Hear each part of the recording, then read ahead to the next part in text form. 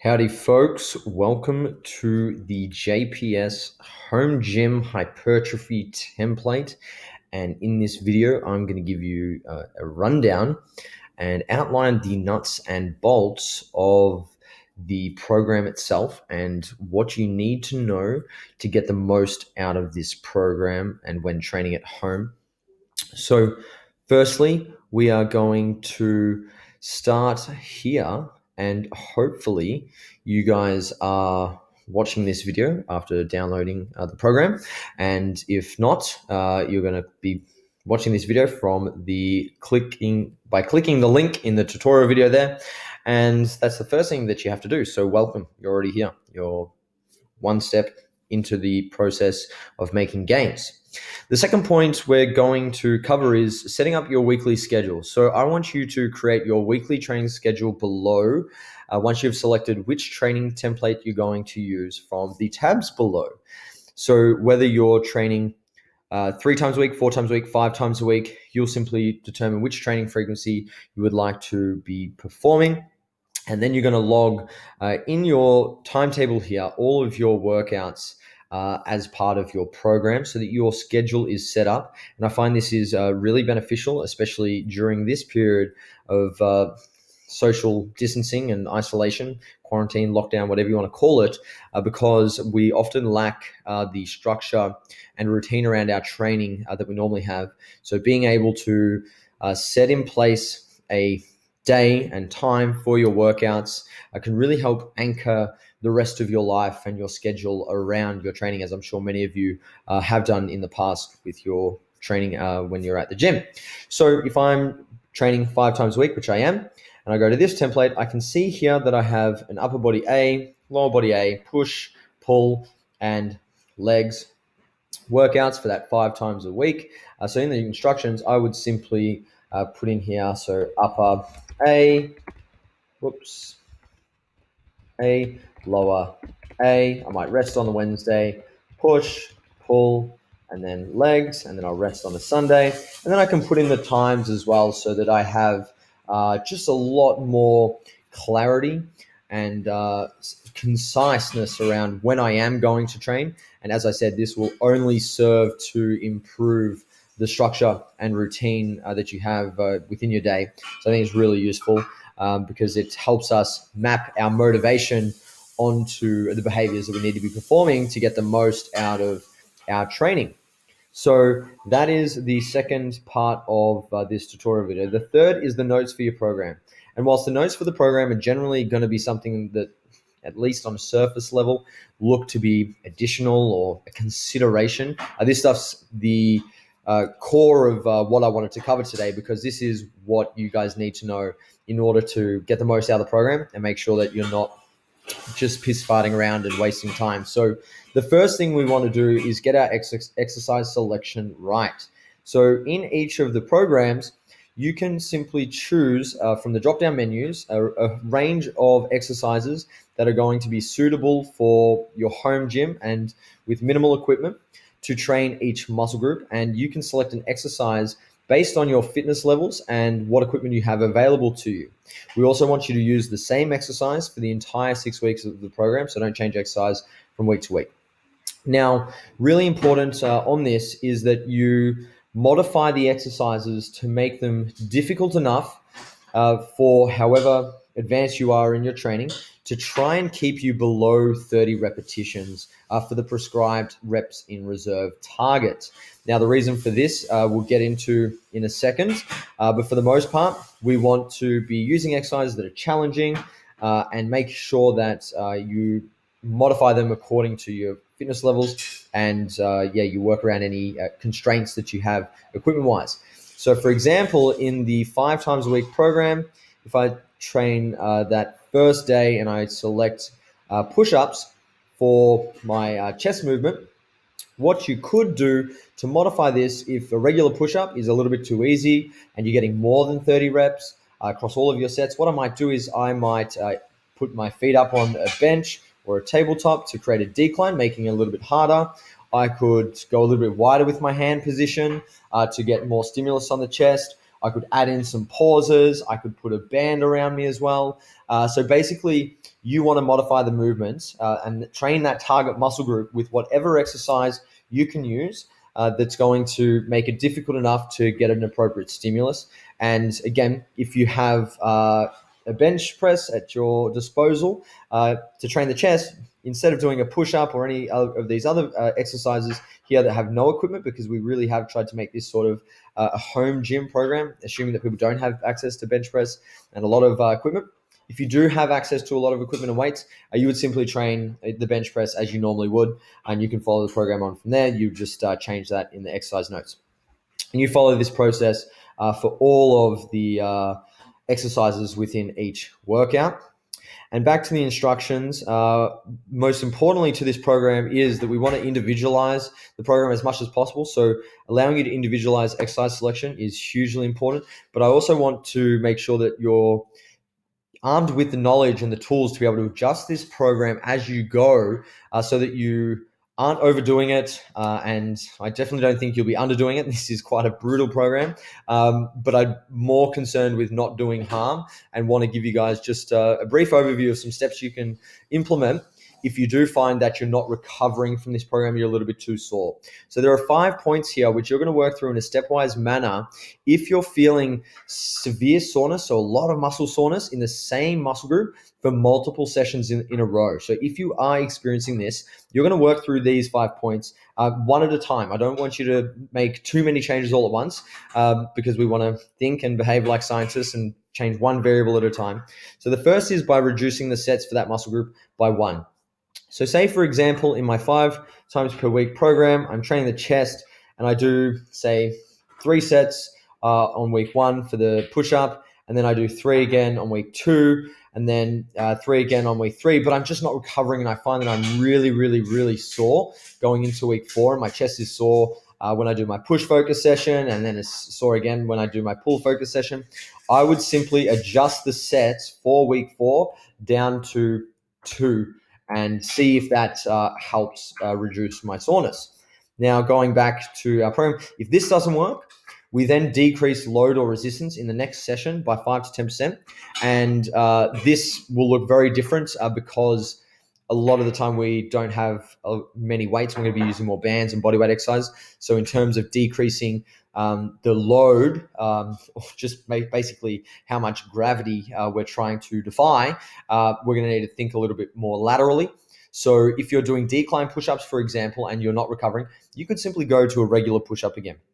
If you're doing a really wide grip push-up, you could, an extended range of motion push-up, you could simply go to a regular push-up, so on and so forth. If you're using a heavy band, you might go to a moderate band. And clearly, if you're using dumbbells and you have a couple of increments available to you, you can adjust by that percentage there. So 5 to 10% reduction in the absolute load that you're lifting.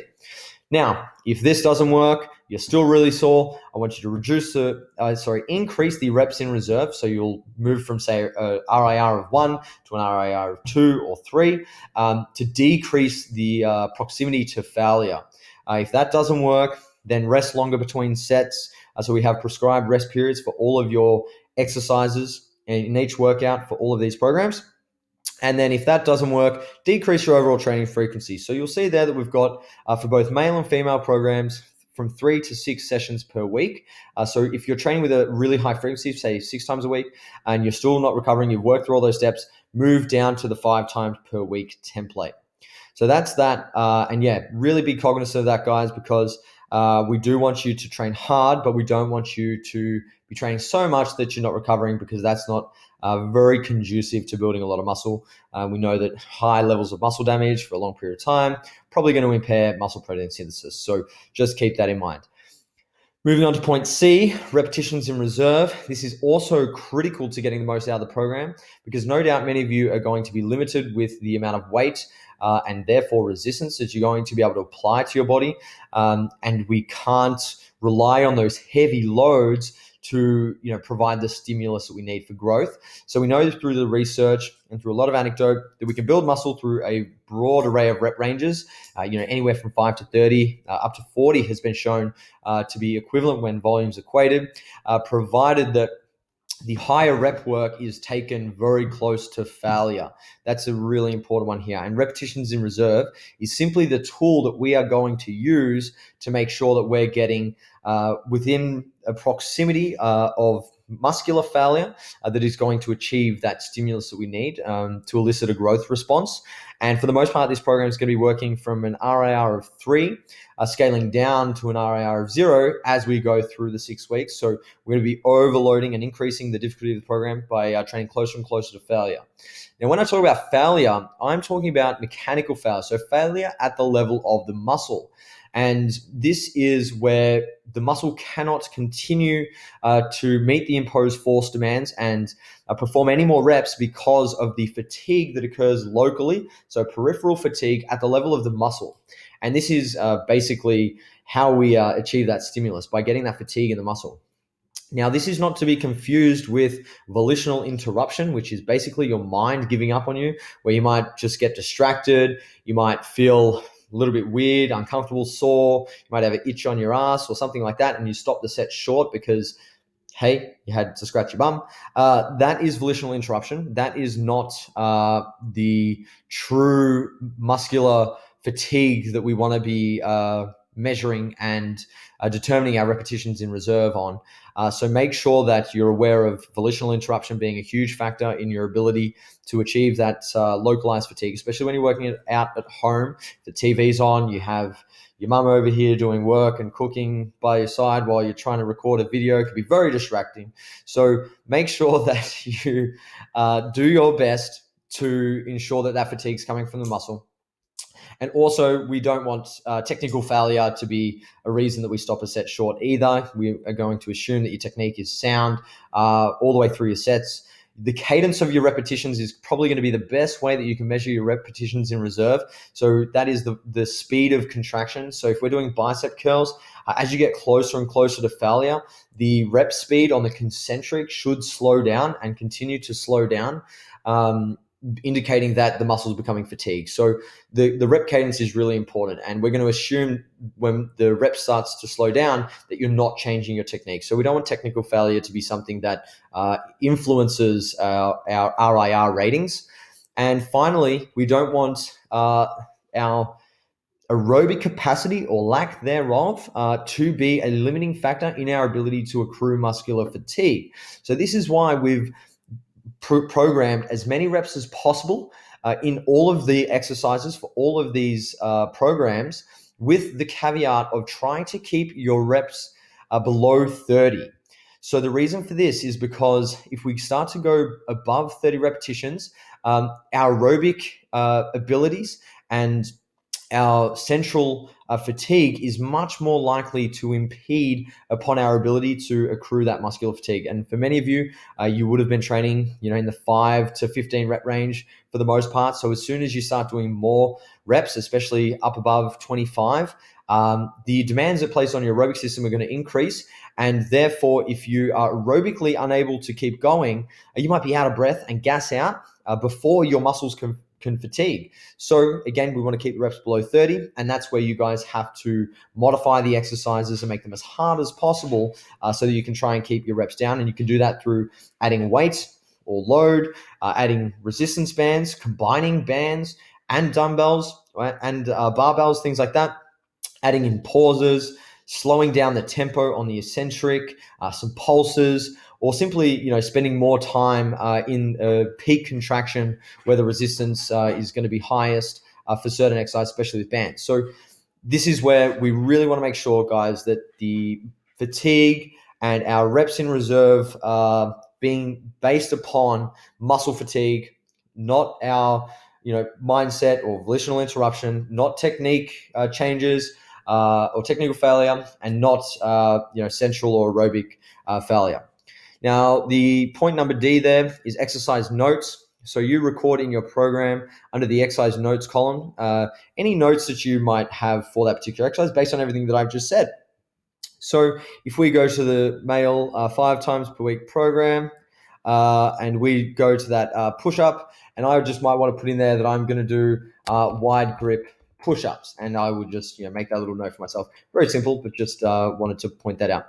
And finally, E, we have exercise demonstrations. So you can watch these videos here for a variety of exercises that you can perform at home with some tips and tricks that Sam covers, as well as how you can modify a number of the exercises that are included in these programs. We have that for all the major movement patterns and muscle groups. And the final note I want to cover is we have just released our virtual group coaching program. So this is an online interactive service where you can join a Zoom call and train with myself and a number of other JPS coaches and run through this program where we can offer you some tips, have a look at your form, give you some technical feedback and advice, and make sure that you're structuring the program correctly, as well as give you the opportunity to lift with other people, lifters and athletes, which is really, really cool, especially during this time of isolation and where we're not going to be socially connecting as much. And you'll also be able to access our weekly educational lectures and virtual masterclass sessions. So we're going to have a variety of experts teaching about various topics, whether it's physiology, nutrition, biomechanics, psychology, so on and so forth. And we're also going to have some really cool interactive virtual masterclasses where you might be able to learn how to cook with a world-renowned chef. I won't give too much more away there, but this is a very cool little program that we've released to kind of bridge the gap and fill the voids of not being able to go to the gym. So we thought that we would try to bring the gym to you. And so far, it's been a huge success. A lot of people are really enjoying it. I've been doing the program myself. As I said, I'm doing day 5 of this male hypertrophy template.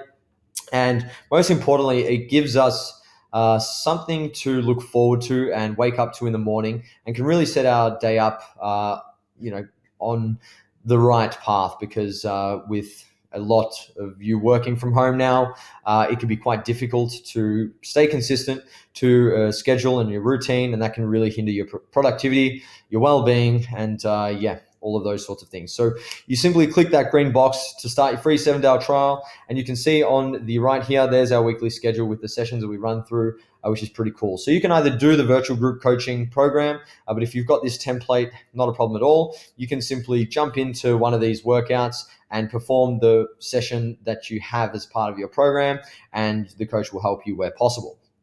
And the final thing that I'm going to cover is just, each of these workouts. I'm not going to go through all the programs for the male and the female templates, but basically you'll see here that you just pick your exercises. I might choose a banded seated row. I might do a banded chest fly, and then a banded or a pull up, and I'll just repeat that process as I go through that upper body A session. And then over here, week 1, we've got the sets. So if I give you a set range, if you haven't been training that muscle group or movement a lot, I want you to start on the lower end of that range. If you have already been doing that movement quite a bit, you used our previous home workout template, you can start the higher end of that range.